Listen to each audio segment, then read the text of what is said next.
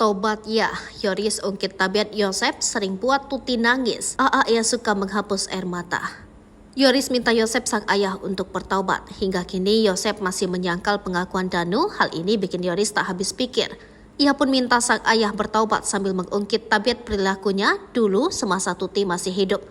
Bagaimana kisah selengkapnya? Anak dan kakak korban kasus Subang, Yoris Raja Amarullah, meminta ayahnya Yosep Hidayah untuk segera bertaubat. Hal itu setelah Yosep ditetapkan sebagai tersangka pembunuhan ibu dan anak di Subang. Berdasarkan pengakuan Muhammad Ramdhanu, Yosep tega menghabisi anak dan istrinya sendiri pada 18 Agustus 2021 silam.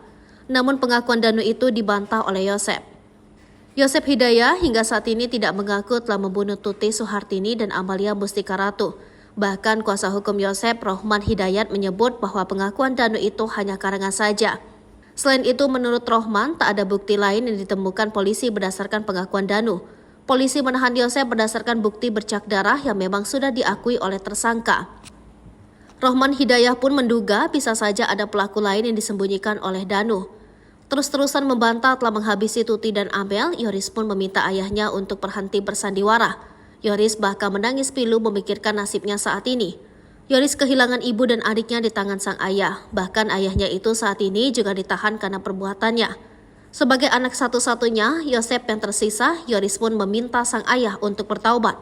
Yoris juga meminta Yosep untuk berhenti membohongi publik. Ia pun menyinggung perlakuan sang ayah dulu saat ibunya masih ada. Rupanya selama 2 tahun ini hubungan Yoris dengan Yosep biasa saja. Menurutnya Yosep membuat satu permintaan yang tak bisa ia penuhi. Jadi dia itu meminta saya terus untuk pindah rumah dekat di sekolah, dekat sama ibu tiri katanya. Ia pun tak tahu pasti apa alasan Yosep memintanya pindah. Dia alasannya ingin dekat aja, tapi perasaan saya agak beda, padahal saya sendiri kan sudah ada rumah di Kaso Malang, kata Yoris lagi.